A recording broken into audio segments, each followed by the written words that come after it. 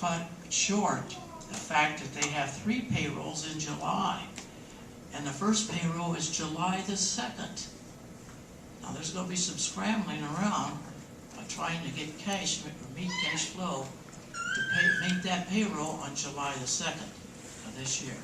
The school district, however, will have, after encumbrances, and encumbrances are outstanding purchase orders, they will have a balance of $842,082. That is for this particular fiscal year. I'll ask the members of the Board of Education to have any questions for this particular year.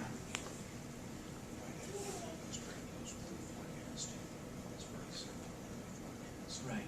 And let me point out one other thing, and Mr. Harden pointed this out to me, that our forecast is very close to Jesse's and the Board of Education's forecast for this year. When we came in, we found that we were very close when we were here last fall to their forecasts. And let me point out also, I found out while I was here that Jesse and Matt are keeping a pretty close eye on the finances of this school district. I felt satisfied and happy that they were doing that.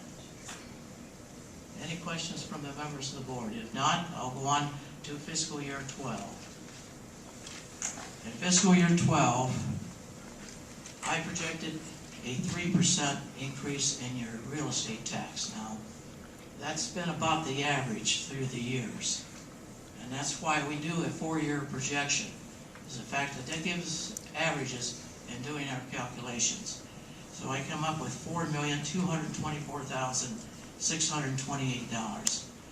That really is only an increase of about $23,000.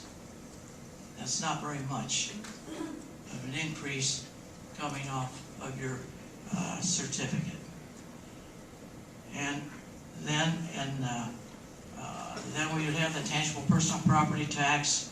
That stayed just about the same of $184,729. The state foundation remained the same. We don't figure any increases. In fact, we hope it's not the other way. And then the restricted grants and aid would be $27,000. Career tech stays just about the same. And then you're losing part of the stimulus fund, and you now have the jobs fund, and that will be $168,000 for this next year. And that shows a decrease in your stimulus money of $110,000 for this next year. And then we have the property tax allocation, $746,940, and then all other operating revenue, that's not up very much, just a tad, $572,959. We're still showing an increase of $9 million. Your total will be $9,925,051. That's an increase of approximately about $50,000 for the district for next year in revenues. And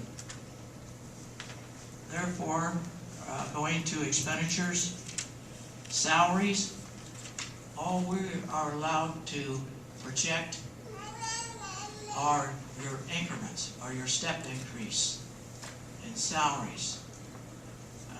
Because any increase has to be approved by the Board of Education, and your board has not approved any increases next year for salaries.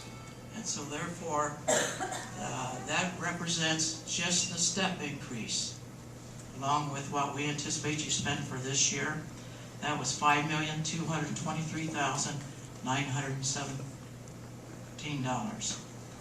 And then the fringe benefits, $1,932,328. That represents 72% of your revenues. Then in purchase services, that again it points out is your utilities, contracts, insurance. That's $2,933,151. The material supplies and textbooks, $392. I'm sorry, I wish it was $392. $392,503. I'd have to put a little more zeros on it. And then all other objects, which is the 800 again, 201,000. So we anticipate that you will be spending $10,792,931.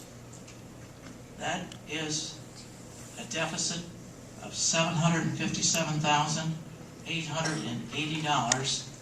That's what they're going to be spending. You end up with a balance of $109,202 at the end of fiscal year 12. The fiscal year, remember, ends on July the 30th. So July the 30th, fiscal year 12, you will have a balance of $109,202. When you take the encumbrances against it, which is the outstanding and purchase orders, and we basically take the average through the years, that's 84,000 in outstanding purchase order. No, I'm sorry, 25,000 in purchase orders, and your balance will be 84,000. What's your payroll for one payroll? Over 200,000. That won't even make the first payroll in July. And if anything happens, which we don't hope it doesn't happen, or what's been talked about at the state level, we hope that that does not occur. That's going to be tough on school districts. Now, members of the Board of Education, do you have any questions you wish to ask me now?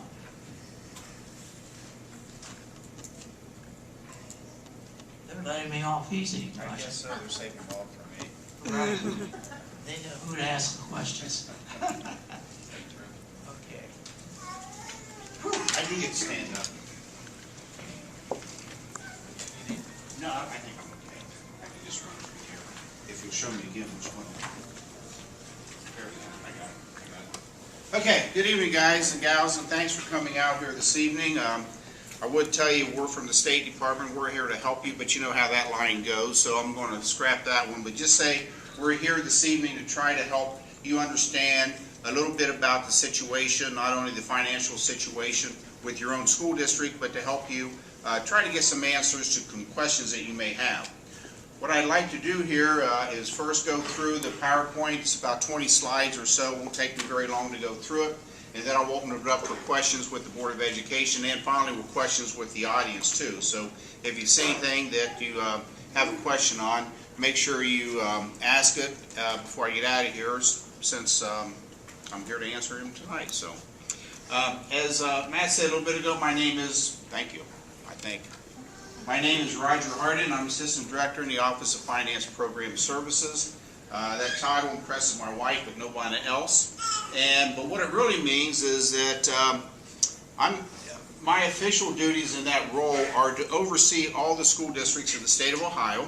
We review every school district's 5-year forecast, and we make some decisions for those districts on what the law requires and what their forecast is showing. You've heard Neil talk a little bit about your financial the analysis that he has done for the district, so you know a little bit more now maybe about where your finances are headed for this, and that has a big impact on what we do and what we require your district administration Board of Education to do. So, a minute ago, there we go. Office of Finance Program Services, our objectives pretty much is just to help school districts stay advised of and in compliance with the law. That do restore the fiscal integrity of school districts once they are placed in fiscal oversight. Fiscal oversight is first levels fiscal caution, then fiscal watch, and eventually fiscal emergency if it gets that severe. But everything that we do within our office is trying to prevent fiscal emergency. We don't like that. We currently have 12 fiscal consultants assigned to each school district or from around the state. Neil is one that is